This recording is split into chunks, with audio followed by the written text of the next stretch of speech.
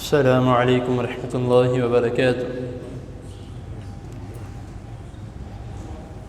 نحمده ونصلي على رسوله الكريم، اما بعد،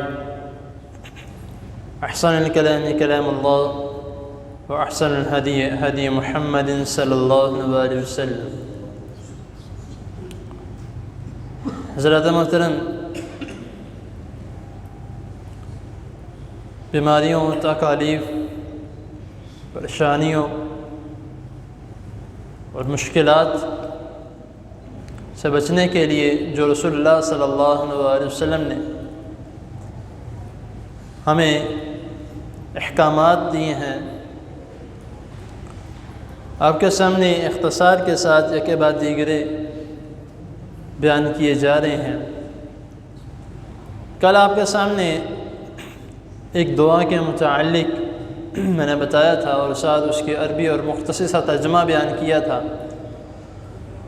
آج جو ہے اسی دعا کی تھوڑی سی تشریح، اور اس دعا میں رسول اللہ صلی اللہ علیہ وسلم نے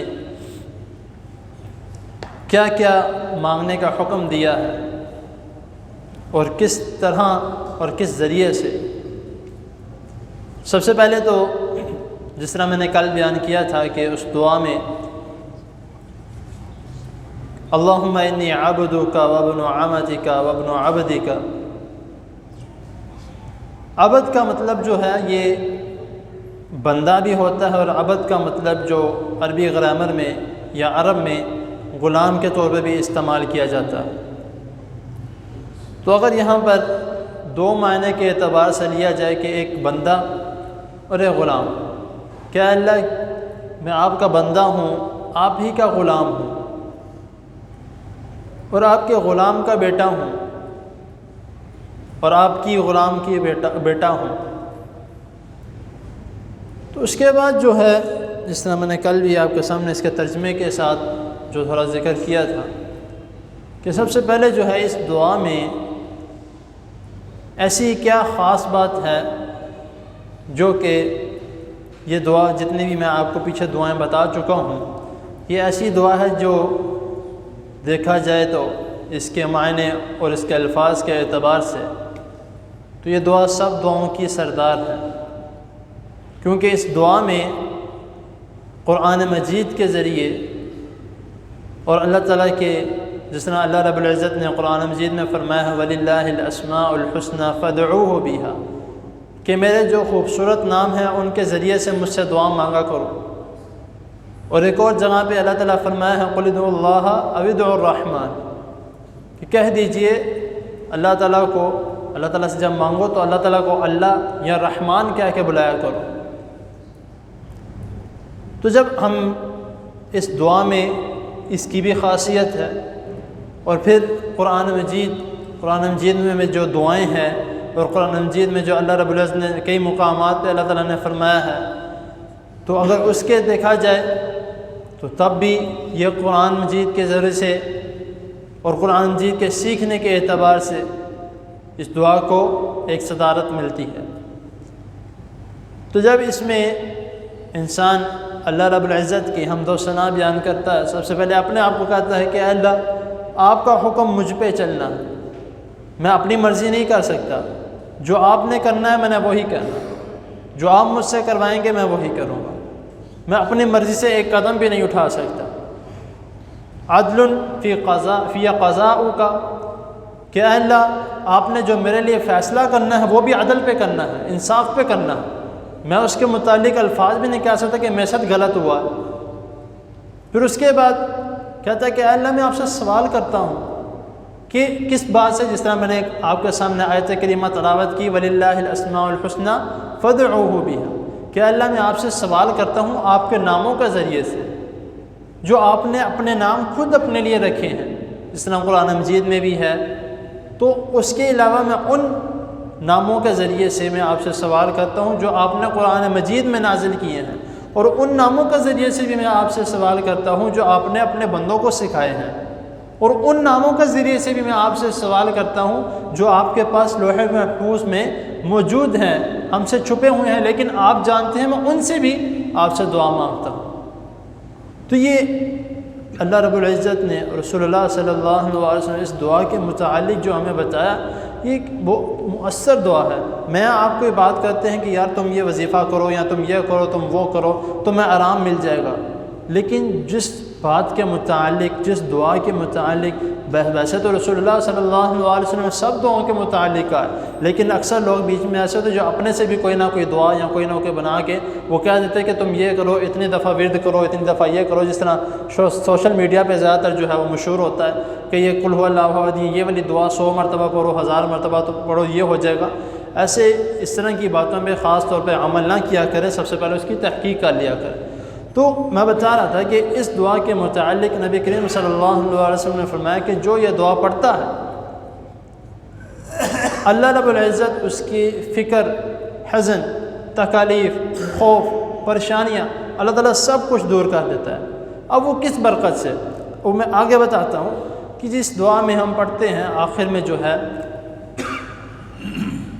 کہ تجعل القرآن ربیع قلبی، اب یہ جو ربیع کا لفظ ہے، ربیع اس کو کہتے ہیں بہار، موسم بہار۔ اب یہ ہمارے ملک میں 4 قسم کے موسم ہیں، سردی، گرمی، بہار، خزاں۔ بہار میں کیا ہوتا ہے کہ خوشبوئیں، پھول کھلتے ہیں، درختوں پہ پھل لگتے ہیں اور خوبصورت خوبصورت باغیچے ہوتے ہیں، اور ان کو دیکھ کر جب ہم دیکھتے تو ہماری آنکھیں ٹھنڈی ہو جاتی ہیں، ہمارا دل کرتا ہے کہ یار تھوڑی دیر ہم ادھر بیٹھے، ٹھنڈی ہوائیں چل رہی ہیں، گلابی موسم ہے۔ تو زیادہ تر جب شادیوں کا موقع بھی ہوتا ہے تب بھی ہم یہی مشورہ دیتے ہیں کہ اس مہینے میں شادی کرو، یہ اچھا موسم ہوتا ہے۔ تو اس حدیث میں جو ہے، اس دعا میں رسول اللہ صلی اللہ علیہ وسلم جس دعا کے متعلق بتا رہے ہیں کہ اللہ تعالیٰ سے مانگو کہ تجعل القرآن ربیع قلبی، کہ اس قرآن کو میرے دل کے لیے بہار بنا دے، کہ اس قرآن میں جو اللہ تعالیٰ نے احکامات نازل کیے کہ میں اسی کے مطابق چلوں، جو اللہ تعالیٰ نے حکم دیا میں اس کے مطابق چلوں۔ اللہ تعالیٰ نے کہا نماز پڑھو میں نماز پڑھوں، اللہ تعالیٰ نے کہا زکوٰۃ دو میں زکوٰۃ دوں، اللہ تعالیٰ نے کہا صدقہ دو میں صدقات دوں۔ یہ دعا جو ہے یہ محض صرف یہ ترجمہ اس طرح ہم پڑھ کے چلے جاتے ہیں، لیکن ہمیں کوشش کرنی چاہیے کہ جو بھی ہم خاص طور پہ دعا ہو یا نماز ہو جب ہم پڑھیں تو اس کی گہرائی تک جانا چاہیے کہ اللہ تعالیٰ کیا فرما رہے ہیں، رسول اللہ صلی اللہ علیہ وسلم کیا فرما رہے ہیں۔ اب آگے جو وَنُورَ صَدْرِی، کہ اس قرآن کو میرے دل کے لیے نور بنا دے۔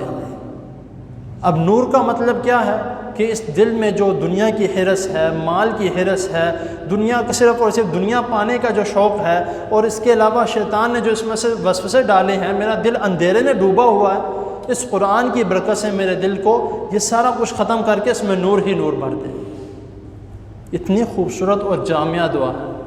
اور اس کے بعد اس میں آتا ہے کہ وَجِلَاءَ حُزْنِی وَذَهَابَ ہَمِّی، کہ اے اللہ اس قرآن کی برکت سے میرے دل میں نور بھی بھر دیا، وہ بھی ہو گیا، اور میرے دل میں بہار بھی آ گیا۔ اب جس طرح میں نے کہا کہ فکر و فقہ، فکر، تکالیف، پریشانیاں، خوف، اب وہ یہ دعا مانگ وَجِلَاءَ حُزْنِی وَذَهَابَ ہَمِّی، کہ اے اللہ اس قرآن کی برکت سے میرے دل سے فکر مٹا دے، میرے دل سے خوف مٹا دے، میرے دل سے تکالیف مٹا دے، میرے دل سے، میرے جسم سے اس پریشانیوں کو ختم کر دے، میرے دل سے، میرے جسم سے رنج کو ختم کر دے۔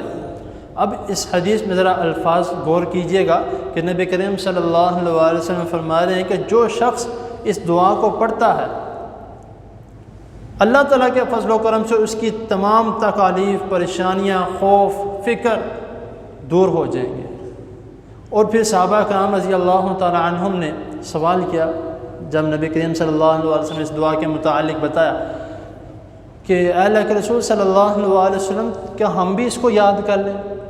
تو نبی کریم صلی اللہ علیہ وسلم نے فرمایا کہ صرف تم نہیں، اس کو یاد تو کرو، لیکن جو شخص اس کو دعا کو سنتا ہے اس کو بھی چاہیے اس کو لازمی یاد کرے۔ اب یہ نبی کریم صلی اللہ علیہ وسلم کا اس طرح سے تلقین کرنا مطلب کہ یہ دعا بہت زیادہ لازمی ہے ہر شخص کے لیے، ہر بندے کے لیے، مرد ہو، عورت ہو، بزرگ ہو، بچہ ہو، کوشش کرے۔ دعا بے شک تھوڑی سی بڑی ہے، لیکن جس طرح ہم سبق یاد کرتے ہیں یا کوئی بھی، ہمیں ہر چیز یاد ہو جاتی ہے، دنیاوی معاملات میں ہمیں ہر چیز یاد ہو جاتی ہے، ہمیں یہ تک پڑا ہے فلاں سٹاک اتنا ہے، میری دکان پہ فلاں سٹاک اتنا پڑا ہوا ہے، اس جگہ پہ وہ کہتا ہے کہ یار وہ نوکر میں نے دیکھا تھا اتنا مال پڑا ہوگا، یہ ہمیں بالکل صحیح طرح سے آتا تھا۔ لیکن جب یہ دین معاملات آتے ہیں قرآن مجید کی یا دعاؤں کو، تو پھر کہتے ہیں کہ ہمیں صحیح طرح یاد نہیں ہوتی، ہم بھول جاتے ہیں۔ ایسا نہیں ہے، یاد کرنے کی کوشش کریں، انشاءاللہ تعالیٰ اس سے زیادہ یہ زیادہ یاد ہو جائے گا، دنیاوی معاملات سے زیادہ دینی معاملات کے معاملے میں زیادہ آپ یاد ہو جائیں گے۔ بس کیا ہے، تھوڑی سی کوشش کرنی ہے، کتنی دیر، زیادہ وقت نہیں، زیادہ وقت نہیں، میں یہ نہیں کہ ہر ٹائم پڑھتے رہے یاد کرتے رہے، زیادہ وقت۔ آپ نماز پڑھنے کے لیے آتے ہیں، نماز کے بعد تھوڑی دیر بیٹھ کے تھوڑا جملہ کر کے اور اس کو بعد میں پڑھی جائے، بس اتنے جملے کو بعد میں پڑھی جائے، پھر اگلی نماز میں تھوڑا سا اور یاد کر لے، پھر اتنے جملے کو بعد میں پڑھی جائے، تو انشاءاللہ تعالیٰ آپ اس طرح آپ سے 1-2 دن میں انشاءاللہ تعالیٰ آپ کو یاد ہو جائے گی۔ تو اللہ تعالیٰ کے حضور دعا ہے اللہ تعالیٰ ہمیں جو سنائے اس کو سمجھنے کی، اس پر عمل کرنے کی توفیق عطا فرمائے، اور ہم سب کو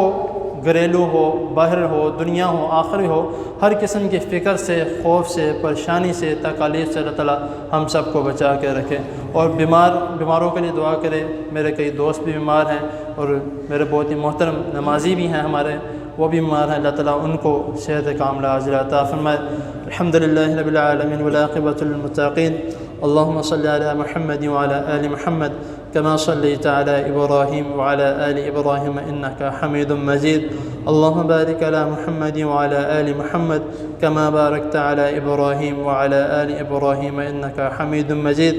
لا إله إلا أنت سبحانك إني كنت من الظالمين،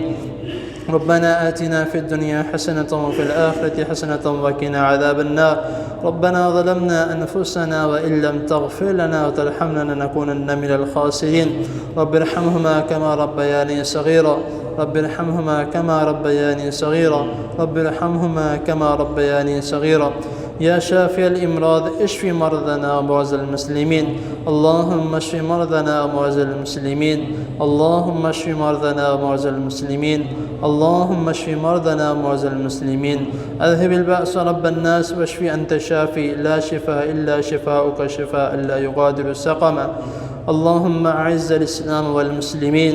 اللهم انصر الإسلام والمسلمين، اللهم لا سهل إلا ما جعلته لنا سهلا وأنت تجعل الحزن إذا شئت سهلا، ربنا تقبل منا إنك أنت السميع العليم وتب علينا إنك أنت التواب الرحيم، وصلى الله تعالى على خير خلقه محمد وآله وأصحابه أجمعين برحمتك يا أرحم الراحمين، جزاكم الله.